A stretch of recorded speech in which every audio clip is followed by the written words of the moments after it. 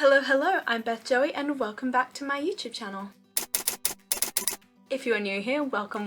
This is the channel where I paint my face, turn my camera on, and talk about books. Now, if you've watched a couple of my videos, you've probably looked at the description down below and gone, Snakes and Ladders TBR? You're supposed to be doing Trivial Pursuit TBR. Yes, you would be right. I am supposed to be doing Trivial Pursuit TBR. But I found out that there is an incredible booktuber who has already got the sort of Trivial Pursuit thing covered, and she does it amazingly, so I kind of decided last minute that I was going to change it up, and instead of doing Trivial Pursuit, I wanted to do Snakes and Ladders.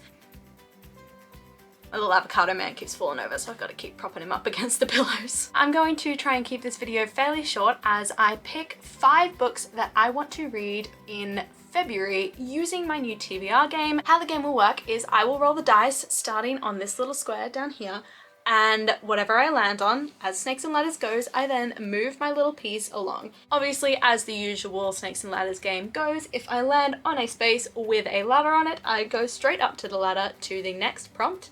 And if I land on a space with a snake on it, I go straight down the snake to the prompt down there. Each color corresponds with a different prompt. So I've got my cards here with all the colors on them, and purple is cover, pink is title, blue is genre, characters is green, yellow is author, and orange is general. Once I've landed on a space, I then pick up my card, find a book that relates to that prompt, and then that goes onto my TBR. There's no sort of punishment kind of side of things in this game. If I don't get to that book, or if I DNF it, then I kind of just keep going, or I add it to the next month's TBR. It's up to me depending on how I really want to pursue the game. I'm thinking about later having some sort of like punishment cup sort of thing, but I think that'll complicate things too much, so I'm just gonna leave it for now. It is time for my first roll, and I will take you with me as we go through my Snakes and Ladders TBR game. Excuse the incredibly messy floor, but I'm going to pick up my dice, roll it, and we have got 6. So 1, 2, 3, 4, 5, 6, and we have got pink. I have to find a book that's title is 3 words long. This one was super easy because I have the books from my library sitting right in front of me in my bedroom. So I picked up The Vanishing Stair by Maureen Johnson. This title is 1, 2, 3 words long. The Vanishing Stair is the second book in the Truly Devious series, which takes place at Ellingham Academy, where a mysterious murder has just taken place. Albert Ellingham, the founder of the academy, has had his wife and child, I believe, kidnapped and then murdered, and the mystery was never solved. The only evidence left behind of this crime is a note signed Truly Devious. We get to the current timeline where we have Stevie Bell, a bit of a crime aficionado who is determined to attend the Ellingham Academy and also solve this age-old cold case. As she goes through the paces of attempting to solve this crime, Truly Devious makes their grand return, and Stevie has to find out if they are the same person, if Truly Devious has come back, and what's going on in the current timeline with her friends going missing and ending up dead. Like I said, this is in my library pile, so I do actually need to read this soon, so it's quite convenient that it fills the prompt for February. Now we are going for my second of 5 rolls, so here we go again. We've got 3, so 1, 2, 3, it's a snake, so I'm going back down to yellow. One of my favorite authors.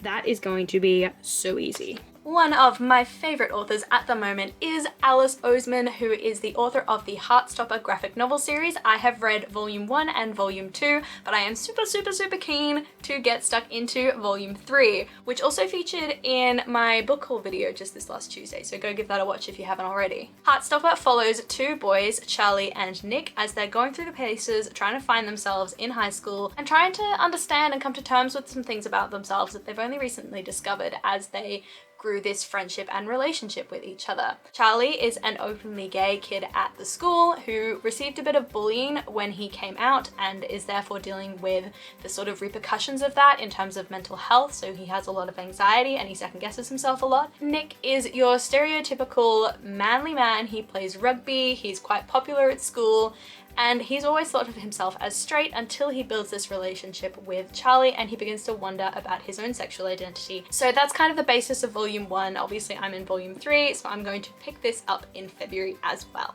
And we are going back to the board for the third roll. Let's see what we get. 3. 1, 2, 3. We've got purple, multiple characters featured on the cover. So it took a hot minute, and trust me, the temptation was there to just pick up Heartstopper Volume 4 because that would also work for this particular prompt.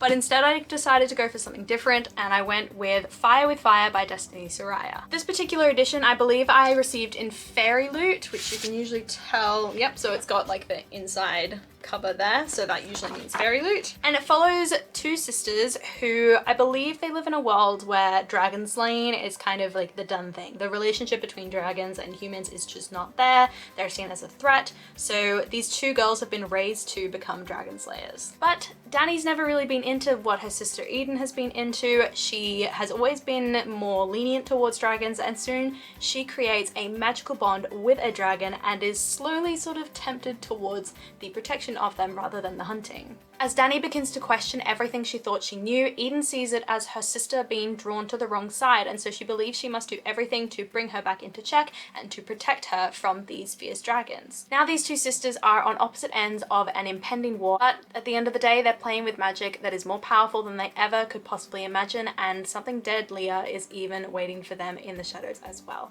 I'm hopefully going to give this a read in February, but it is a little bit of a chonker, so I don't know, we'll see. And we are back at the board for roll number 4, which is 5. So we'll get my little camera thing that I got from my Stranger Things Monopoly and go 1, 2, 3, 4, 5. There is a number in the title. So I think this kind of counts. It's sort of like a plural number, but it's a number nonetheless. So I've picked The Gilded Ones by Namina Forna. This is actually one of the 25 books I want to read before I'm 25, which you'll see in an upcoming video, so keep an eye out for that. The Gilded Ones is the first book in a series which follows a 16-year-old girl by the name of Dika, who is absolutely terrified for the upcoming blood ceremony that she has to partake in. Already terrified because of her unusual intuition, Dika is praying that she will bleed red blood rather than blood the color of impurity, gold. But on the day of the ceremony, her blood runs cold and her worst fears are confirmed. Knowing that intense dangers lie ahead, but yearning for acceptance, Dika plans to leave the home, the only home that she's ever known. But as she journeys to the capital to train for the biggest battle of her life,